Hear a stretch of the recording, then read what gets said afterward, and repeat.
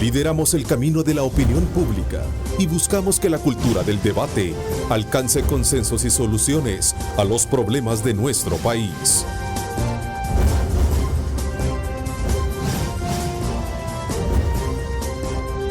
Diálogo con Ernesto López. Jueves 6 de diciembre de 2018, un placer enorme saludarles a ustedes. Gracias por sintonizarnos y estar pendiente de nuestra programación desde muy temprano de la mañana. Como siempre, agradecemos a Dios Todopoderoso por darnos ese privilegio de poder ingresar hasta la intimidad de sus hogares y ofertarles a ustedes la mejor programación. A propósito, voy a darles a conocer un breve resumen antes de presentarle a nuestro invitado de hoy, que es precisamente el secretario de Comunicaciones de la Presidencia, Roberto Lorenzana, con quien vamos a conversar sobre la gestión del gobierno en este último año y de lo que resta de su ejercicio. Roberto, quiero darte la bienvenida, gracias por acompañarnos. Muy buenos días. Bueno, a propósito, anoche tuvimos un interesante debate en Los Protagonistas Tu Voto 2019. Contamos con la presencia de jóvenes que representan a las fórmulas presidenciales en contienda y de la cual quiero presentarles a continuación un breve resumen antes de poder entrar en detalle de lo que vamos a conversar con nuestro invitado esta mañana.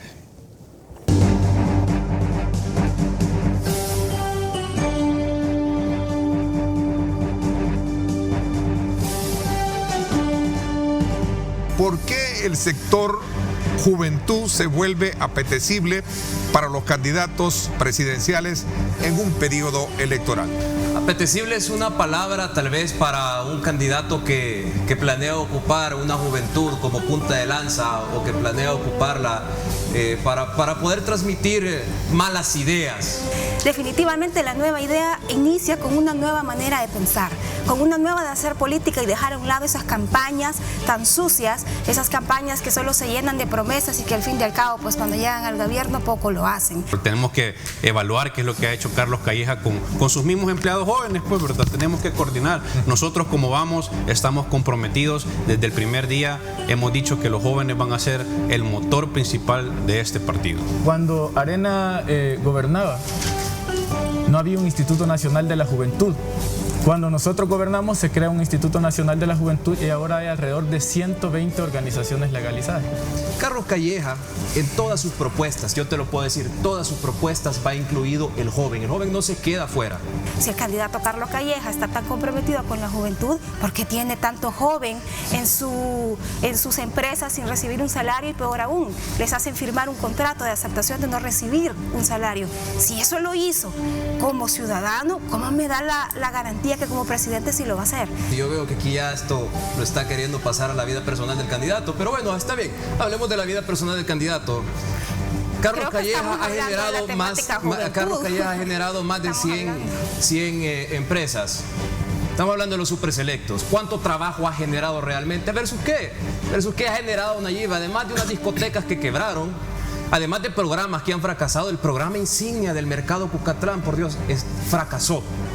Es el movimiento del pueblo, es el pueblo salvadoreño bajo un mismo sentir que está harto que nos hayan saqueado por 30 años. El pueblo está cansado que sus necesidades hayan sido utilizadas solo para llegar a una posición política y cuando se llega al gobierno pareciera que... ¿Ustedes creerían en un candidato que su propuesta presidencial es un aeropuerto que cuesta el 70% del presupuesto de la nación? ¿Ustedes creerían? Yo creo que si nosotros nos limitamos, ¿sabes qué? Si nosotros nos limitamos, ¿dónde te quedaría el tema de educación? Bajo la propuesta que tú haces, ¿cómo? O sea, si nosotros vemos que la propuesta del candidato Nayib un 70% del presupuesto de la nación. Solo por eso te voy a explicar. Si te estás enfocando solo en la propuesta de la creación del aeropuerto, creo que, discúlpame, tenés una visión muy corta. ¿Pero dónde queda porque el eje principal de la plataforma de Nayib Bukele ha sido la educación.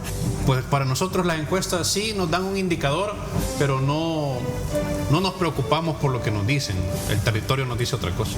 Que de agosto a noviembre Nayib creció de 21 a 28 y ahora con la encuesta de la UTEC saltamos a un 40%. Yo creo que las encuestas están reflejando el sentir de la población. Lo que sí te puedo decir es de que Arena ha demostrado de que son personas totalmente reales, que son personas de carne y hueso. No son troles, no son medias cuadras llenas, medias cuadras La verdad vacías. es que yo he estado en las visitas que Nayib Bukele ha hecho y yo no he visto ningún fantasma ahí. Son gentes, no son troles, o sea, los veo de carne y hueso. Nayib Bukele. Falsas ideas, ataques. Yesenia, Alianza por un Nuevo País. Politiquería barata.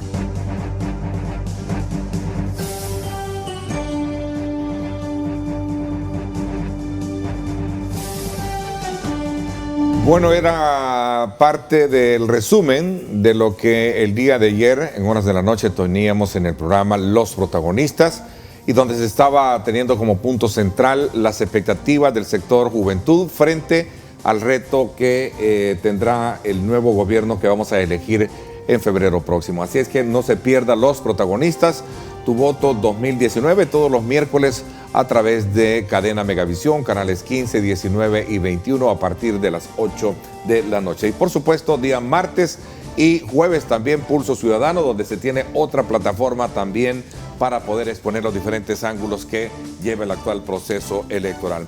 A propósito, Roberto, aprovechando tu presencia y quizás antes de poder entrar a hacer una evaluación de aquellos aspectos de gestión que a lo largo de estos años el gobierno ha desarrollado, me gustaría conocer, cuál es tu lectura política sobre el momento electoral del país y tomando como referencia la campaña electoral, los discursos que se manejan, las acciones que se dan en ese entorno y por supuesto las últimas encuestas electorales. ¿Qué piensas? Bueno, muchas gracias por la oportunidad, Ernesto, de conversar sobre diferentes temas de la realidad nacional. Sin duda es un aspecto, central también la situación electoral, el momento electoral que el país vive. Nosotros vemos una campaña en términos generales que no ha tenido, como en otros tiempos, la intensidad que han tenido otras campañas. Son campañas de todas las fuerzas políticas que digamos que tienen un nivel de participación, diría yo, menor que la que hubo en campañas anteriores. Y por supuesto de que hacemos una lectura en términos generales que la población salvadoreña, por lo que dicen las encuestas, tiene un porcentaje bastante grande de indecisión, que no es lo recurrente históricamente a estas alturas. A 2 meses de la elección, estar hablando de una indecisión superior al 40% es, es un poco sui generis. O sea, lo normal que a estas alturas, cuando uno revisa años anteriores, elecciones anteriores, la indecisión se ha reducido a un 15%. Eso no es la norma hoy, lo cual refleja que la población o hay ahí un voto oculto que no ha querido pronunciarse, simplemente no da su opinión pero ya decidió, o efectivamente también tenemos un porcentaje de gente que está valorando, que está midiendo la conducta de las diferentes fuerzas políticas, que está haciendo una valoración más profunda. Pues hay que recordar de que estamos situados frente a 3 escenarios fundamentales. Uno es el escenario de Arena, que es como volver al pasado, ¿verdad? Es volver a las privatizaciones, volver al predominio del sector privado grande en la conducción del país. Esa es como una opción. Volver a los tiempos no voy a decir de la dictadura porque eso ya pasó, ¿verdad? Pero en este gobierno, por ejemplo, ha habido 0 represión a las manifestaciones de las diferentes organizaciones. En tiempos de Arena, todavía en el último gobierno, en una movilización, mataron a un patrullero con una bala de goma, sí, ¿verdad? Recuerdo, eso ya no se da, 0 represión a las movilizaciones. Pero, decía, esa es una opción.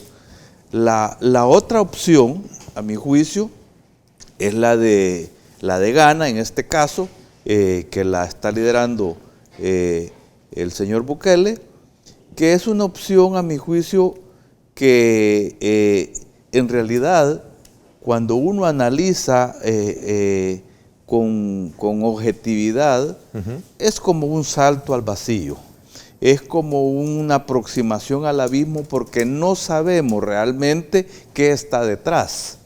No hay una estructura visible de personalidades que pueden conformar un equipo de gobierno. Es un salto a la incertidumbre, no sabemos el rumbo que eso puede tomar.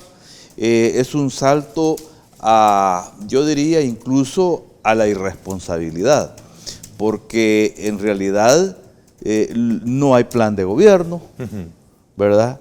Digamos, lo que existe es, digamos, menciones de algunas medidas que ni siquiera se sabe de dónde se va a sacar el dinero, ¿verdad? De dónde se van a sacar los recursos.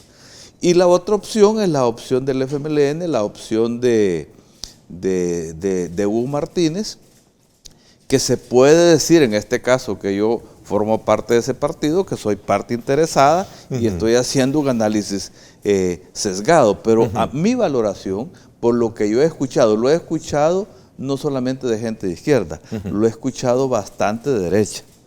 ¿En qué sentido? Que dicen que Hugo es el mejor candidato, que Hugo es el que tiene la mayor experiencia política, que Hugo es el que tiene las mejores credenciales profesionales, ¿verdad? Y eso creo que se puede constatar. ¿Podrá ser el mejor candidato? ¿Podrá tener el mejor partido que lo acompañe? Perdóname. Mira, entonces, ¿qué es lo que a mi juicio pasa?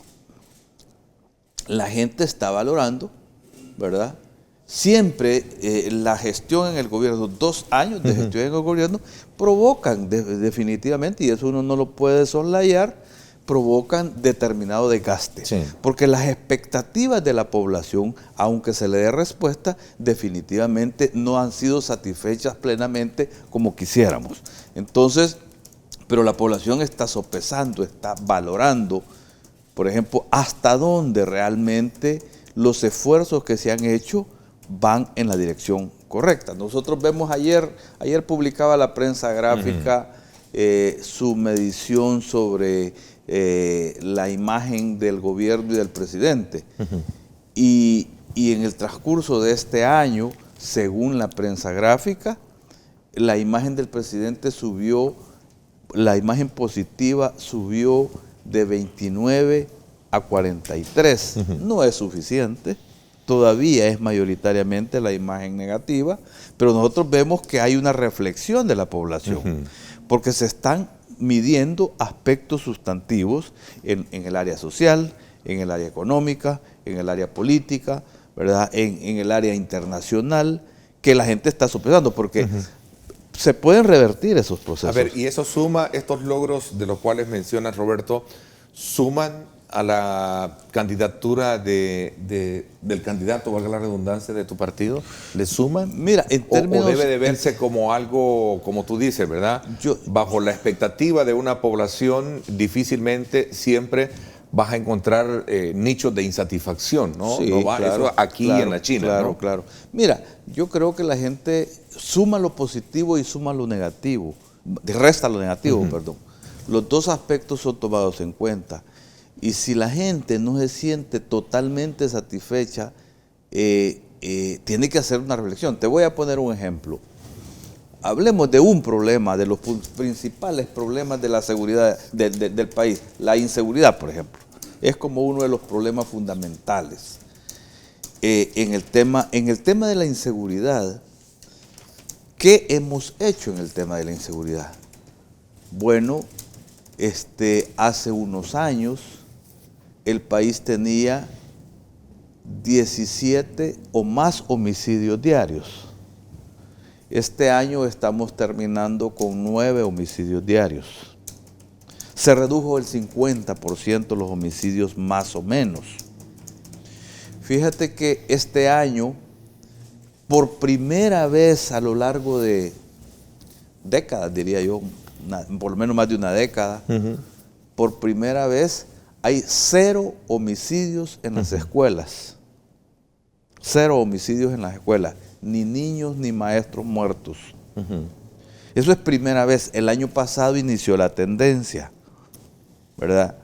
Y si lo ves desde el punto de vista de la prevención, también en educación hay un dato que ayer circuló en un medio de comunicación escrito, que la deserción escolar históricamente en El Salvador fue a lo largo de varios años, o muchos años, arriba de 100,000 niños desertores de las escuelas todos los años. Han dado entre el 7 y el 10% de la deserción. Este año la deserción llega a 12,000 niños. O sea, estamos hablando de una reducción que ha llegado al 1%. Significativo si lo queremos ver de cómo venía experimentándose este fenómeno. Pero eso yo lo veía, lo estaba mencionando como un aspecto de la prevención. Mira, de la prevención en el tema de seguridad, el tema de los municipios libres, alrededor, más o menos 50 municipios este año con 0 homicidios. No es suficiente, es que el país tiene 262 municipios. Pero ese avance es significativo, pero no suficiente. Y la población necesita que se le dé respuesta en ese aspecto central. Hago un paréntesis. Aparece ayer Callejas, el candidato de Arena, diciendo de que se elimine la contribución especial de telefonía que se ocupa para el combate de la inseguridad. Sumándose, haciendo un equivalente exactamente a la posición populista de Bukele. Actuando como un populista igual a Bukele. ¿En qué sentido? Porque no dicen de dónde van a sacar el dinero para pagarle el bono a los policías, porque la policía está recibiendo más o menos $100 diarios, $100 mensuales cada policía de ese bono. La policía, el personal de los centros penales, la Fuerza Armada que trabaja en temas de seguridad. O sea, para eso se ocupa. Nosotros no estamos diciendo que no se puede hacer. Nosotros lo decimos, démosle respuesta de dónde vamos a sacar los recursos de inseguridad, porque ese tema es central para el ciudadano. Nosotros queremos que el costo de la vida baje. Y es un impuesto que se puede eliminar perfectamente, pero busquémosle alternativa. A ver, estamos haciendo interesante. Estamos haciendo una lectura, conociendo desde tu perspectiva, una lectura política del momento electoral que está viviendo el país. Y has hecho una descripción bien interesante tomando como referencia el grado de insatisfacción o de apatía que existe y que reflejan las encuestas electorales. Un poco la típica, digamos, descripción de cómo se está manejando digamos, los discursos electorales de parte de los candidatos. Ahora, tú dices de que las expectativas de la población en un momento de campaña electoral para el candidato oficial siempre van a ser insatisfechas bajo la tesis de que suma lo positivo aunque se resta lo negativo, ¿no? Sí, claro.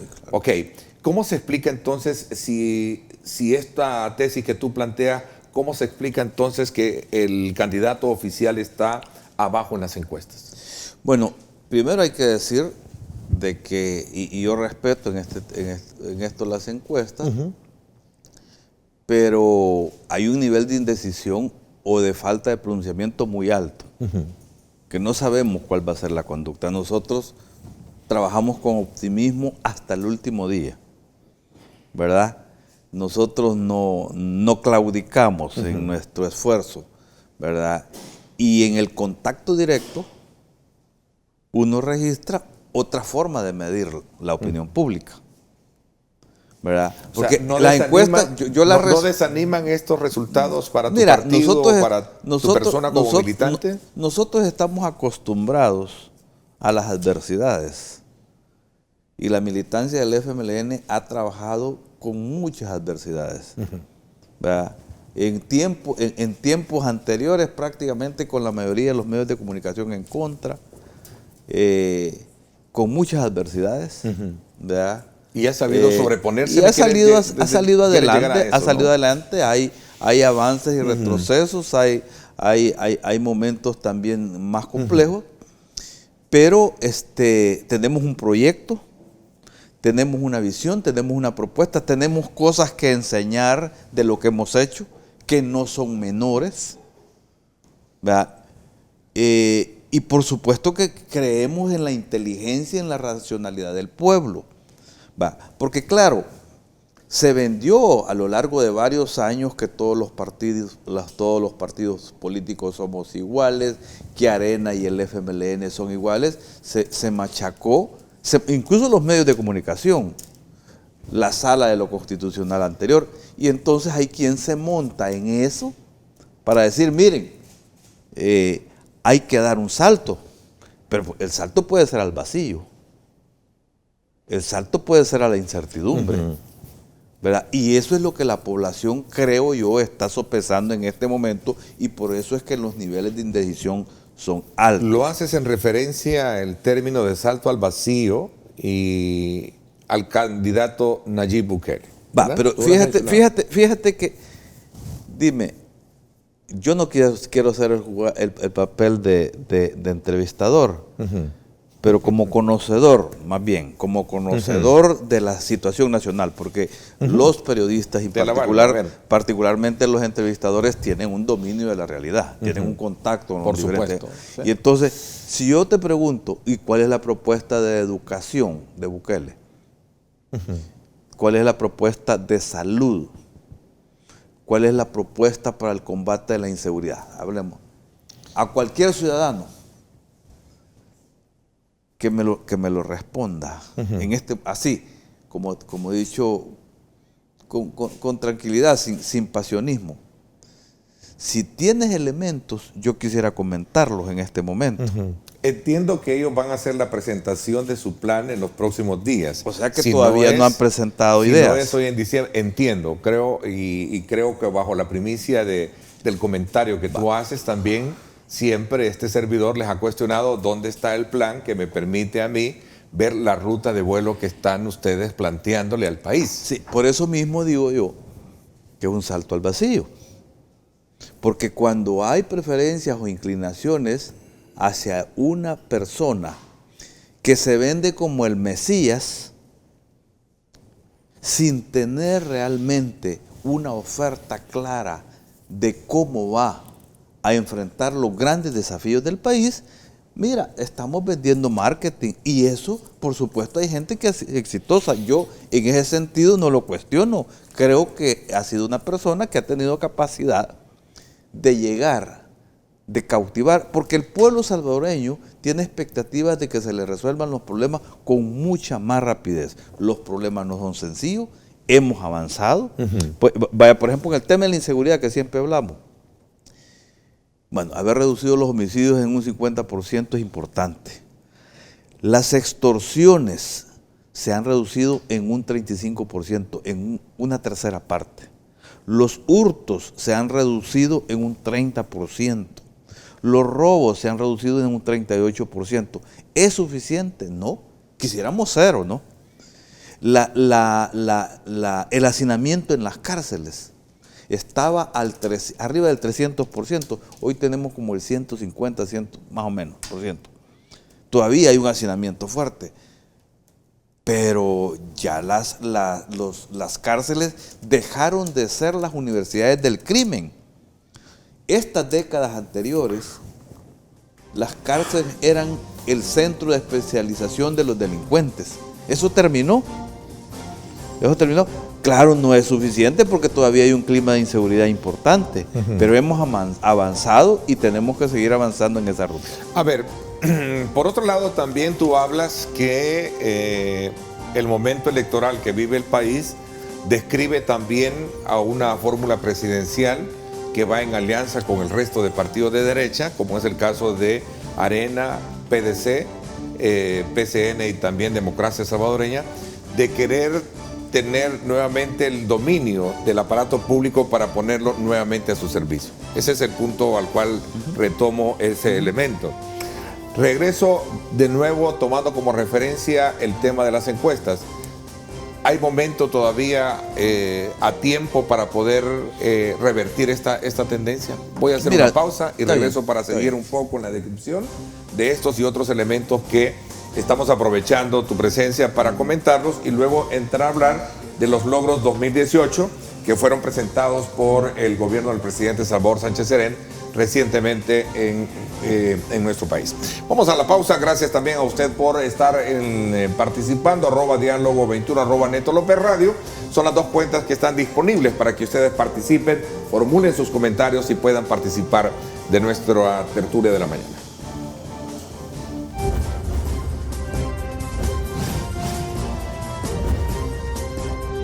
Diálogo con Ernesto López. Estás viendo Diálogo con Ernesto López.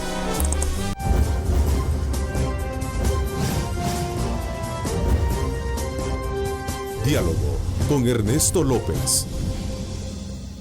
Desde el principio construimos un mundo de valores para ti. Con ayuda mutua y honestidad, hemos logrado juntos nuestras metas. Somos Coop 1 de RL. Juntos somos uno. Presenta. Desde el principio construimos un mundo de valores para ti con ayuda mutua y también con honestidad. Hemos logrado juntos nuestras metas. Somos Coop 1 de RL. Continuamos conversando con Roberto Lorenzana, secretario de Comunicaciones de la Presidencia, y estamos como antesala examinando el escenario electoral que vive el país y desde luego estudiando el comportamiento que tiene la campaña, desde la presentación de las ofertas que se están generando alrededor de las candidaturas presidenciales, así como también de las propuestas que estos están manejando. Hemos hecho puntualmente ciertas descripciones, hacía referencia que así como tú cuestionas en algún momento el tema de la propuesta de Nuevas Ideas con Nayib Bukele, que a tu criterio es un salto al vacío y la responsabilidad, Roberto, a ver, ante esa referencia o crítica que tú haces, días atrás a propósito hubo un debate al respecto de que ellos en algún momento no estaban presentando ningún plan de gobierno. Y recuerdo que la respuesta que salió de ese mismo era que no se daba a conocer porque lo iban a copiar otros candidatos oponentes a Bukele. Eso se vino a poner todavía en tela de discusión esta semana cuando en el caso del CES surge como una propuesta para ser eliminado en la Asamblea Legislativa por parte del Partido Arena. ¿Qué entiendes tú por eso? Así de manera muy concreta, no hay plan porque pueden robarnos las ideas, o nuevas ideas. Hablemos de las dos cosas porque me trajiste al tema de nuevo de esa propuesta de eliminación de la contribución especial de Callejas. Mira, lo voy a decir en otros términos. Callejas presenta una medida desesperada. Lo afligen las encuestas y va presentando medidas hoy desesperadamente. Eso es. Y cae en el populismo de Bukele. Exactamente igual. Eso es lo que ha hecho. Uh-huh. Entonces, claro, de Bukele se conocen algunas ideas, ¿verdad? Yo pienso la construcción de un aeropuerto por ejemplo, en el oriente del país. Dice que quiere construir un aeropuerto en el oriente del país y hace una spot ahí que ya está reunido con los inversionistas y era un tour que había hecho en Alemania y lo desmiente la empresa Lufthansa. O sea, eso no es serio. Eso es irresponsable frente al país. Mentir. O sea, un candidato que tiene altas posibilidades de ser presidente miente. Dijo en Fusades, esa es otra idea, voy a comentar algunas ideas sueltas que conozco. ¿Verdad? Dijo que le iba a dar dinero a los empresarios. Creo que habló de $100,000 para 30,000 empresarios. O sea, dinero a los empresarios para que generen empleo. Esa es una filosofía. Es una forma de ver el mundo, de ver cómo se desarrolla el país. ¿Será dándole dinero a los empresarios? Ahí está registrado, yo no estoy mintiendo. Ahí está grabado en ese discurso conversatorio en FUSADE, sí. ¿Verdad? Dándole dinero a los empresarios va a resolver el problema del empleo. Primero, yo hice la cuenta y me salían como 3.000 millones de dólares.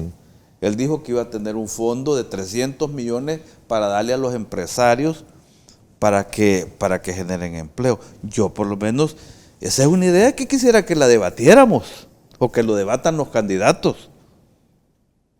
Si ese es el camino para resolver un problema del empleo, ¿verdad? Esas son de las ideas sueltas que uno conoce porque no hay plan, no hay una propuesta articulada. Pero eso es lo que yo conozco. ¿El FMLN en esta campaña electoral está a dos puyas, como decimos allá en mi tierra?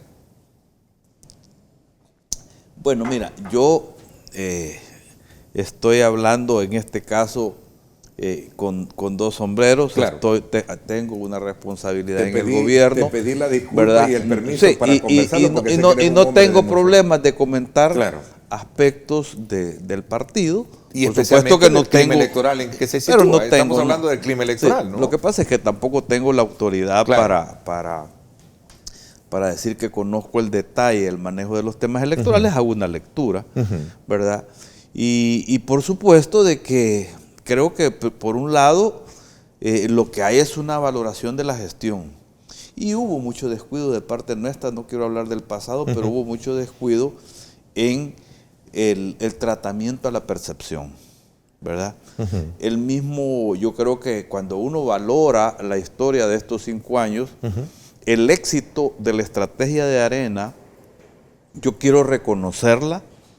Arena tuvo un éxito en su estrategia de desgaste del gobierno y que eso conllevó un desgaste al partido. Arena asfixió fiscalmente al gobierno, lo bloqueó financieramente. En la entrada se necesitaban 800 millones de dólares, que la Sala de lo Constitucional anterior bloqueó, lo declaró inconstitucional, y hubo una asfixia económica que limitó el tema de los subsidios, que limitó el tema, incluso había problemas para pago a los proveedores, un problema fiscal que finalmente lo resolvimos y ahora ya estamos en otra situación. En honor al papel de la ausente, pero Arena eso aducía pero que eso, era producto de no tener control específico de un plan de austeridad y de mal gasto que estaba haciendo el gobierno y que por eso no daba dinero para poder seguirlo. No, pues y pretextos siempre hay, pero ellos bloquearon ese financiamiento. Entonces eso generó problemas en el subsidio del gas, subsidio de energía, dificultades, ¿verdad? Retrasos en algunos pagos, dificultades políticas, se retrasó hasta el pago al FODES, me recuerdo yo. Finalmente logramos resolver eso, pero claro, generó un desgaste. Ese desgaste que Arena provocó, como Arena no es opción para el pueblo, ha beneficiado a esta tercera vía, que es un salto al vacío. Porque la gente sintió, hoy ya no estamos en la misma situación. Logramos superar esos obstáculos. Te pregunté, ¿se puede revertir esta tendencia? Se ha generado en estos tiempos un desgaste que ahora se está recuperando, se está recomponiendo. Si el tiempo no alcanza, no lo sé, pero hay que trabajar hasta el último día por darle a conocer a la población los logros que se han alcanzado. Con las botas puestas, ¿eh? Nosotros tenemos que trabajar por difundir los resultados y que la población valore si vale la pena continuar con estos logros. Por supuesto que continuar no significa solo mantenerlo, hay que hacer cosas nuevas, hay que cambiar cosas que estén mal. Los gobiernos también se equivocan, nosotros nos equivocamos. No podemos desconocer que como cometemos errores, sería irresponsable ante el país decir que el gobierno no se ha equivocado. Por supuesto que sí. Pero hemos trabajado con la filosofía de la justicia social y esa ruta nosotros no la vamos a abandonar. Dejé planteada la pregunta en el bloque anterior, ¿se puede revertir Yo esta creo que tendencia? sí. ¿Hay tiempo? Yo creo que sí. ¿El FMLN puede replantearse, repuntar en el esto? desafío es muy grande. Pero nosotros no debemos de perder la perspectiva de que sí se puede y hay que ir al contacto directo con la población a dialogar con la población, a reflexionar sobre estos temas y nosotros creemos que es posible. Calificaste de populista tanto la oferta que hace el candidato de Arena con relación al financiamiento de los planes de seguridad y también a la propuesta que Nayib Bukele dice haber planteado meses atrás. No ofrecen alternativa. O sea, quitarle el financiamiento a la seguridad, a la policía, hasta los bonos a los policías, a los custodios de los centros penales, a los soldados que trabajan arriesgando su vida. Claro, es sin duda plausible mejorar el costo de la vida de la población. Hay que resolverlo, pero ofrezcamos una alternativa. Por ejemplo, el FMLN el día de ayer presentó una alternativa. Puede ser que no les guste a algunos sectores, pero presentó, bueno, eliminémosla, favorecemos al consumidor en este caso, ¿verdad? Pero para tener dinero para el pago a los policías, que de ahí se saca, a los soldados, a los custodios, elevemos la contribución especial en el tema de la renta, que está del 5% y hay una propuesta de aumentarla al 7%. Y de ahí se sacan los recursos. Esa es una opción. Pero realmente no se puede hacer una respuesta como dicen, por taparme la cabeza me destapo los pies. Eso es lo que está haciendo Arena. ¿Verdad? Porque le quito fondos a la seguridad para presentar una medida que el pueblo la aplaude. Por supuesto que la aplaude el pueblo. Qué bueno que le quitemos un impuesto a la población. Pero esos recursos que también le sirven a la población para que se persiga el crimen, para que se persiga a los delincuentes, tenemos que encontrar la vía como resolverlo. Esta mañana un artículo que escribe don Manuel Enrique Heinz lo titula La extraña agonía del FMLN. Y después de hacer una evaluación sobre el comportamiento electoral, tomando como referencia también algunos aspectos de gobierno, dice: la única manera en la que el FMLN puede sobrevivir es mostrando una votación respetable que indique que lo que está sufriendo no es un colapso total, sino una fluctuación de un poder que se mantiene. Esto es en referencia a los números electorales. Roberto, es mucho el contenido de este artículo, desde luego para hacerlo en referencia, para poderlo desarrollar, pero en su síntesis dice que el FMLN desde luego está en un momento de agonía en este proceso electoral. Bueno, yo creo que él es una persona que tiene una visión interesada en este tema. Fue ministro de Hacienda en los tiempos de Arena, ha sido un defensor de las ideas de Arena. Yo le voy a hacer una pregunta que no necesariamente me la va a responder en este medio, sí puede que me la responda. ¿No será válido decir que también, digamos, no será válido decir que hay una extraña agonía de Arena? O sea, porque él es de Arena. Entonces, mire, Arena es el que tiene las mayores posibilidades de perder esta elección. Y dentro de Arena hay sectores que están clamando la derrota de Arena. El candidato opositor en las internas ya se ve en una corriente apostándole a la presidencia del COENA, esperando que pierda Arena. Dígame si es cierto o es mentira. El otro señor que fue diputado, Johnny Ray, está creando un nuevo partido de derecha. Solo esperan que Arena pierda las elecciones para estallar en pedazos. Por lo menos 3 pedazos, puede haber uno. Entonces, ¿no será que es válido para hablar de la agonía de Arena? Arena no ha crecido. En realidad lo que tenemos en las últimas encuestas, si uno lo registra, con meses anteriores, con un mes anterior, es que hay un estancamiento. Y hay casi un estancamiento de las tres opciones. No se crece mucho. Lo que ha crecido es el abstencionismo. Lo que ha crecido es la indecisión.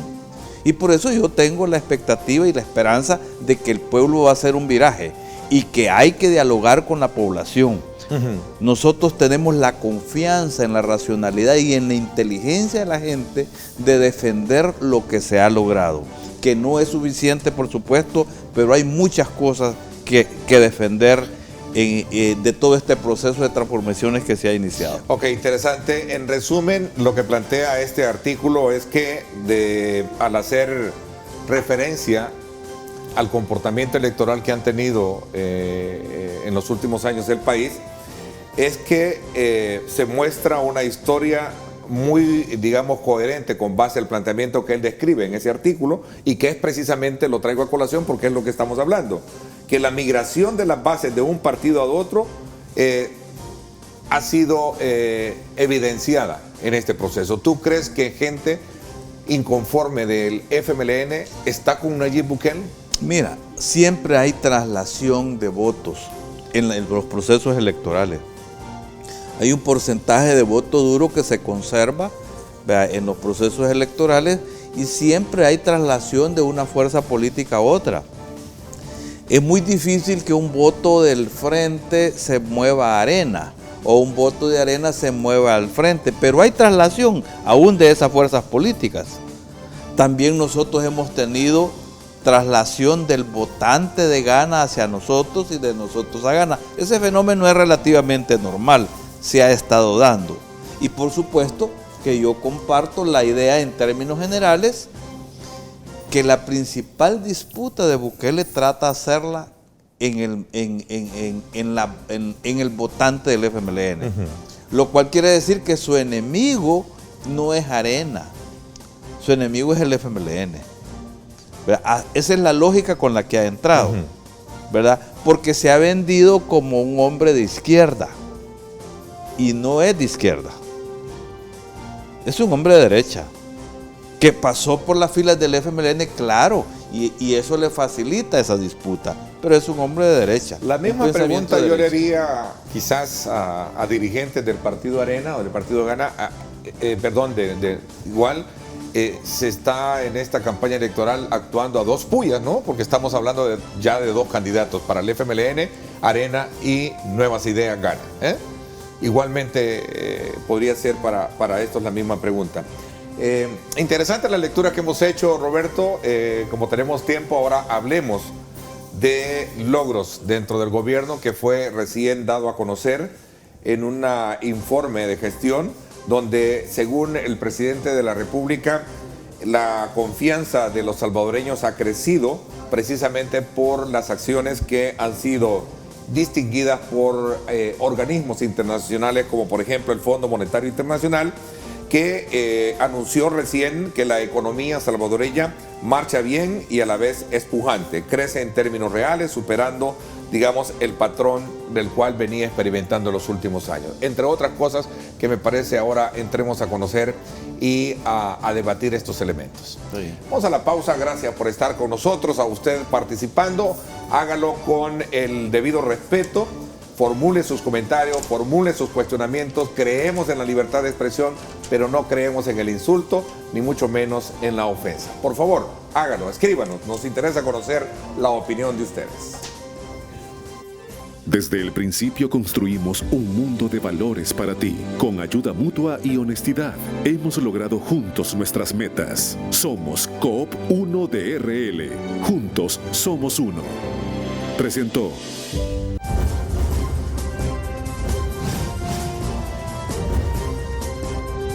Diálogo con Ernesto López.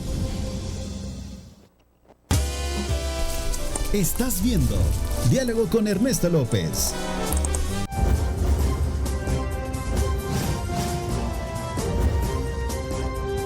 Diálogo con Ernesto López.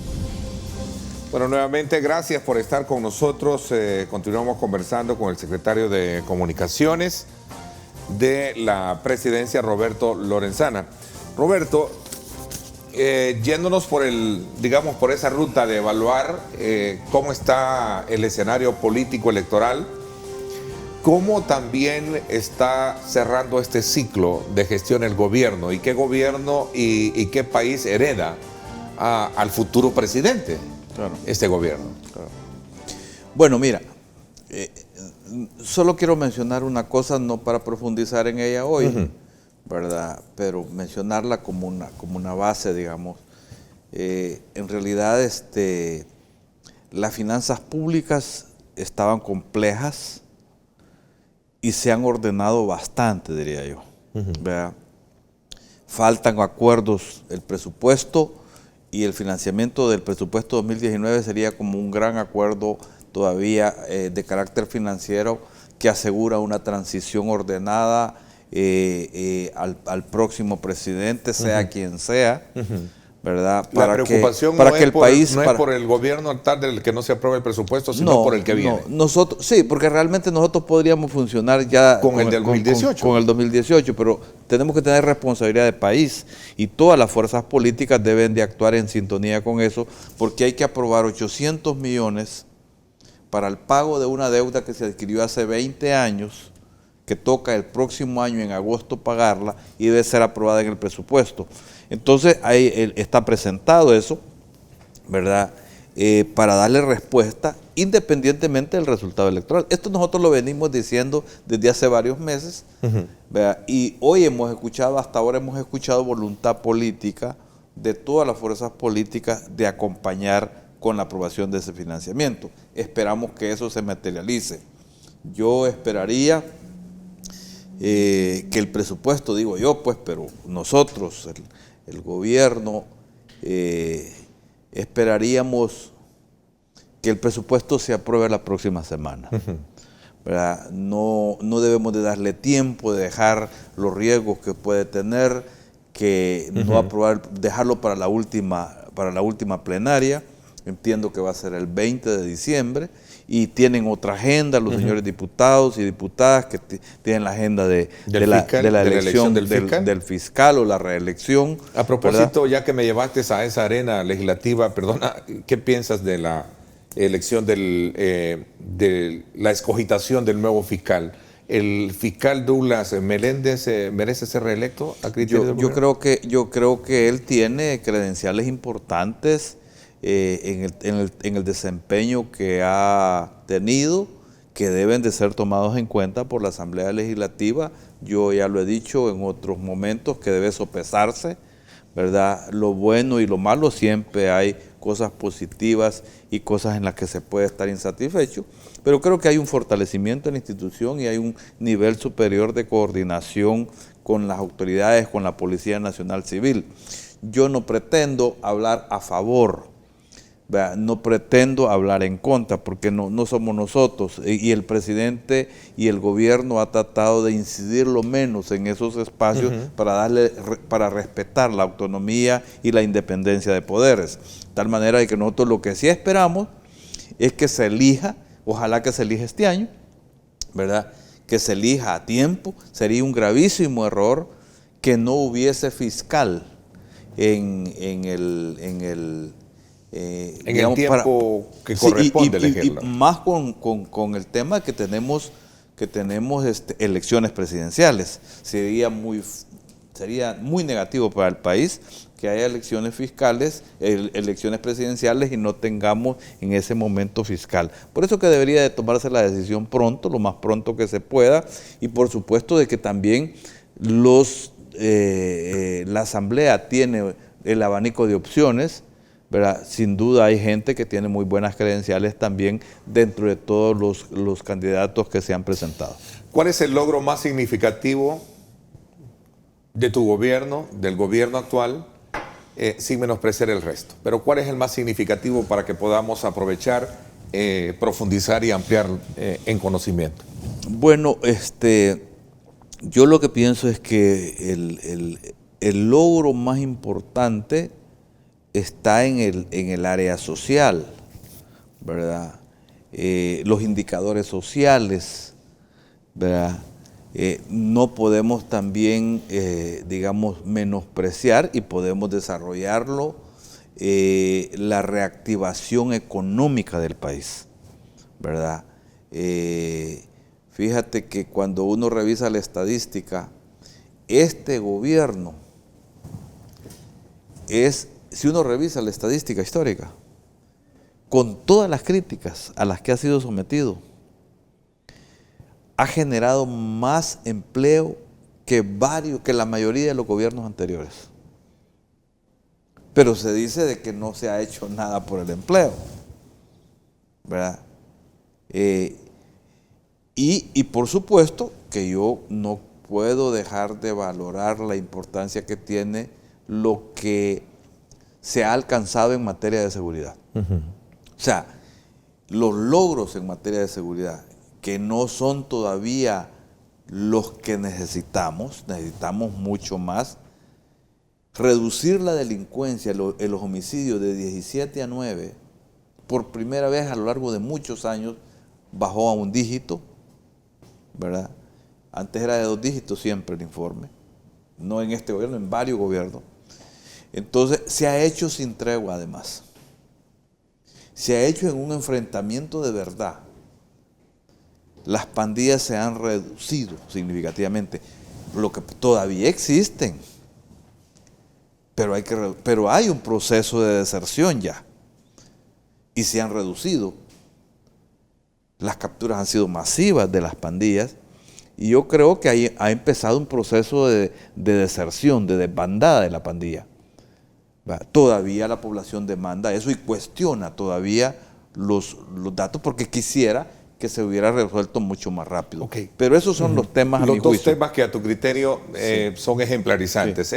Una estabilidad fiscal, dijiste al principio. Sí, yo digo de que digamos, yo el tema fiscal lo pongo como parte del paquete económico, porque vaya, hablemos del tema económico, que como uno de los logros. Lo que pasa es que no se puede ver en una sola medida. Fíjate. Primero, nunca, y lo digo con solvencia, se puede ir a revisar los números, las estadísticas. Hemos estado exportando tanto como hoy, las exportaciones del país, en bienes y servicios. Fíjate que en el año 2014, vamos a hablar del 2009 y 2014, en el año 2009 la economía tenía un menos 3%. En el 2009, en el 2014 el crecimiento fue de 1.4%. Hoy, según el Fondo Monetario, no nosotros, la economía este año va a crecer el 2.8%. Eso significa generación de empleo. O sea, la confianza de los inversionistas en el país, mira, son decenas de centros comerciales, edificios que están haciéndose desde Santa Tecla, San Salvador, Mexicano. Pero no estamos hablando de edificios pequeños. Estamos hablando, ha crecido, es un boom la construcción hoy en El Salvador. Y ahí están, basta andar en carro para ver que se está construyendo por todos lados. Ese es el dinamismo de la economía, esa es generación de empleo. La economía está creciendo. Y fíjate que la gente tiene confianza en el país, porque pese a estar en un periodo electoral, que en la historia y en el mundo, en los periodos electorales, la inversión se contrae, en El Salvador no. En El Salvador la gente está invirtiendo. Ha aumentado el crédito a las personas, el crédito a las empresas. Eso es dinamismo de la economía. Porque si se aumenta el crédito es porque la gente está invirtiendo, el crédito a las empresas. El turismo ha crecido. El turismo nos ha dejado a El Salvador más de $1,000 millones en gasto en turismo. El salario mínimo se subió, el más alto incremento del salario mínimo de los últimos tiempos, que ha aumentado la capacidad de consumo de los sectores pobres del país, que ha disminuido la pobreza, es una contribución a la disminución de la pobreza. Y eso puede decir, mire, pero usted está hablando de otro país. No, ahí están los datos. Hubo una polémica sobre el tema del salario mínimo. Dijeron que la economía iba a dejar de crecer con el incremento del salario mínimo. No, la economía siguió creciendo. Okay. Entonces son logros significativos. También hay el tema agropecuario, podemos hablar, es parte del paquete de la economía. A ver, solo planteo el tema en referencia que hacía sobre la seguridad en el país, que ha sido un logro significativo, como tú lo planteabas, a diferencias que puedo colocar sobre la mesa y que piensas. El arzobispo de San Salvador recién nuevamente advierte que El Salvador está cerca de ser un estado fallido en esa materia. Me gustaría conocer tu opinión al respecto. Gracias por estar con nosotros. Regresamos en minutos.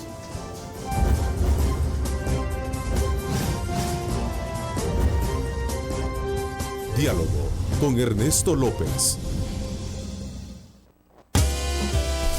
Estás viendo Diálogo con Ernesto López.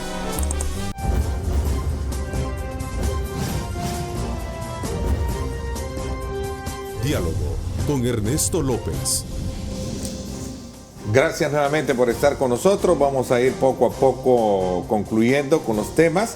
Iglesia Católica advierte El Salvador cerca de ser estado fallido por inseguridad. El arzobispo de San Salvador reprochó recién, por segunda vez, que el problema de la violencia social no ha sido resuelto por los gobiernos en los últimos 25 años. No solo hizo referencia de los 10 en el que el FMLN ha estado gobernando, Roberto. Sí. Bueno, yo creo que coincido con las declaraciones que dio, creo que el general Munguía Payés, que se han sacado de contexto las declaraciones del arzobispo. Yo creo que lo que hay que atender de él en este caso es su preocupación para que las cosas mejoren en materia de seguridad, y eso hay que rescatarlo porque hay que seguir trabajando en esa dirección. Ahora, si uno se ve, la declaración dice que en sentido estricto, dice, este no es un estado fallido, dice. En sentido estricto, dice él. ¿Va? Porque funcionan las instituciones y hay un plan. Lo que pasa es que la velocidad de los logros no es suficiente, ¿verdad? Y no se ha llenado en ese sentido la expectativa de la población salvadoreña. Pero si uno se ve, si uno lo ve también a la luz de cómo se mide eso, mira, hay un índice internacional de estados fallidos. Hay una lista de 178 países que se miden su situación como estado fallido.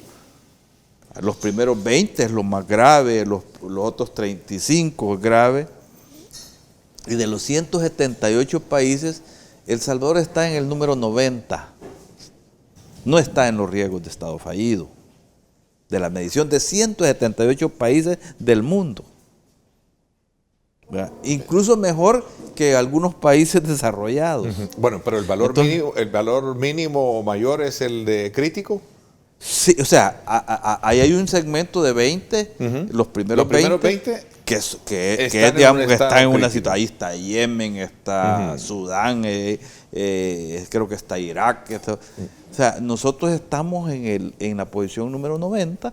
Eso cada año cambia, ¿verdad? O sea que nosotros no estamos en los riesgos, ¿verdad? Si lo vemos a la luz de esos indicadores que se miden internacionalmente. De todas maneras, yo lo que sí creo que hay que atender, ¿verdad? Y hay que atenderlo y escuchar con respeto las declaraciones del arzobispo, es en el sentido que debemos seguir trabajando como sociedad en la solución de este problema importante. ¿Qué es la Hemos inseguridad? avanzado. ¿Qué es la inseguridad? El claro, énfasis de su crítica justamente.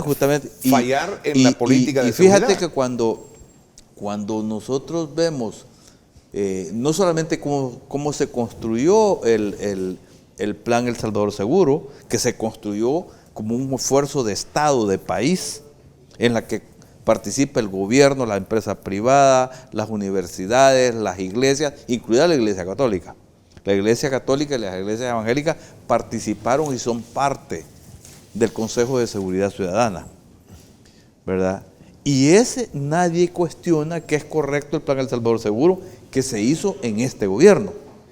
Yo lo he escuchado de la embajada, del gobierno de los Estados Unidos, de la Unión Europea, que le apuesta a esta estrategia del gobierno del plan El Salvador Seguro. Lo que pasa es que nosotros queremos reducir a cero los homicidios, pero lo que hemos logrado es reducirlo en un 50%, que no es menor.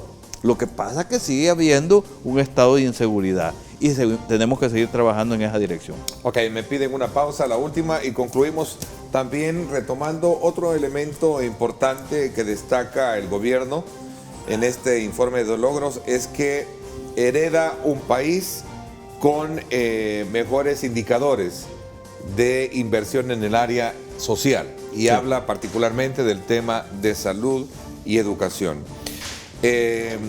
A raíz de ese planteamiento, me gustaría también conocer cómo entonces se interpreta el fenómeno de las migraciones que hemos visto hoy últimamente. Si esto es que realmente en el país están bien estas condiciones. Me voy a la pausa última y regresamos. Gracias por estar con nosotros.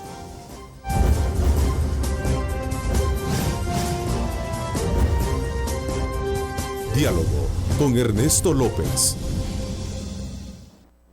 El futuro es imaginar, es pensar en grande. Prepárate hoy, estudia en la UFG y amplía tus oportunidades. UFG, tecnología, innovación y calidad. Bueno, gracias, el tiempo se nos está yendo. Quiero de alguna manera aprovechar estos últimos aspectos que tienen que ver con logros del gobierno. Educación y salud, si lo queremos ver como un componente importante social, destaca en el informe el presidente de la República como un aspecto elemental en este informe. Bueno, sin duda el tema social es una cosa muy relevante. Yo diría de que es un símbolo de la gestión de un gobierno progresista. No todos los sectores de la sociedad, por supuesto, dimensionan esto porque hay una inclinación a favorecer a los sectores excluidos tradicionalmente. Por ejemplo, 450,000 personas salieron de la extrema pobreza. Ese es un dato que llega a los sectores más pobres. Fíjate lo que significa para el país. El presidente le ha apostado, por ejemplo, a resolver el tema del analfabetismo. Tenemos 117 municipios libres de analfabetismo. 330,000 personas aprendieron a leer y a escribir. Y ya hace como unos 15 días, un mes, se anunció el primer departamento entero libre de analfabetismo. A un sector medio eso posiblemente no le beneficia directamente, pero está llegando a un sector de la sociedad importantísimo. Y fíjate que a mí me llama poderosamente la atención cuando uno consulta por qué la gente quiere aprender a leer y a escribir. Los señores del campo, las señoras del campo. Hay un gran segmento que dice, yo quiero aprender a leer y a escribir porque me quiero comunicar con mi familiar, mi hijo en los Estados Unidos para mandar mensajitos. O sea, también las nuevas tecnologías están contribuyendo a que la gente entre a ese camino. Claro, eso es justicia, ¿no? Eso es justicia. Pero los indicadores, por ejemplo, en materia de educación, la deserción de escolar, ya lo habíamos hablado, ha disminuido, que es un flagelo muy grande. Ahora tenemos el acceso a las tecnologías educativas. Tenemos 900,000 niños y niñas que tienen acceso a computadoras en las escuelas. Todavía es el 50%, ¿verdad?, de las escuelas. No hemos logrado, vamos a seguir avanzando estos meses en entregar más computadoras, pero el 50% de las escuelas tienen ya acceso a las tecnologías, se cambió su sistema eléctrico, se les dieron computadoras, tienen un centro de cómputo, tienen internet, ¿verdad? Porque también hay que darle conectividad. Roberto. Ese es un avance significativo. La gratuidad en la educación universitaria nacional para los que salen de los bachilleratos nacionales, por primera vez en la historia, hasta la Universidad Nacional es gratuita para los que salen de los bachilleratos nacionales. Roberto, si este esos es el son país, logros importantes. Okay, si este es el país que está heredando el gobierno, de alguna manera, ¿por qué también hay migración de salvadoreños que se sienten, digamos, desatendidos? Fíjate, quiero hacer un comentario antes de eso. Hemos estado estudiando el plan de gobierno de Andrés Manuel López Obrador, AMLO. El 90% de lo que está en su propuesta, de las medidas, están siendo ejecutadas por este gobierno o han sido ejecutadas. O sea, el nuevo presidente de México. O sea que yo por eso considero de que hemos estado en la ruta correcta. Ahora, sobre el tema migratorio, yo lo que te puedo decir es que El Salvador es un país de migración histórica a lo largo de décadas. Y El Salvador a lo largo de décadas ha registrado un promedio de 300 personas diarias, no de este año, no, de décadas, 300 personas diarias que salen del país y regresan a una parte. Esta nueva ola de migración, que en una semana o en 15 días se organiza una movilización para marchar, creo que fueron 2.500 personas. Si uno lo ve, la acumulación de una semana, si se salen 300 diarios, es realmente una nueva manifestación pública para hacerlo. Pero eso ha sido histórico, ¿no? Y se ha estado trabajando. Si uno ve la estadística también, y la ha confirmado el gobierno de los Estados Unidos, El Salvador es el país que más ha reducido la migración, la emigración de Guatemala, Honduras y El Salvador. Roberto, quiere decir que las medidas están funcionando para que la gente vea más oportunidades en nuestro país. Roberto, el tiempo se me fue. Quiero agradecerte y confesarte que me alegra conversar contigo abiertamente estos y otros temas que hemos aprovechado en esta hora y media de tratarlos. Gracias por permitirme tratarlos. ¿Y alguna polémica hemos generado? No lo dudo. Mucha reacción en redes a raíz de todos los calificativos interpretativos que tú has tenido en tu valoración de lectura política, tomando como punto de referencia el panorama electoral que se vive en el país. Así es que te agradezco muchísimo. Más adelante nos reunimos para poder seguir conversando estos temas. Gracias. Por mi parte, eso es todo por hoy. Pulso Ciudadano, hoy a las 8 de la noche por Canal 19. No se lo pierda, que como siempre trae interesante debate también, que suman a conocer qué es lo que está pasando en el clima electoral. Gracias, pásenla bien y como siempre recuerden lo más importante, amar a Dios sobre todas las cosas. Lideramos el camino de la opinión pública y buscamos que la cultura del debate alcance consensos y soluciones a los problemas de nuestro país.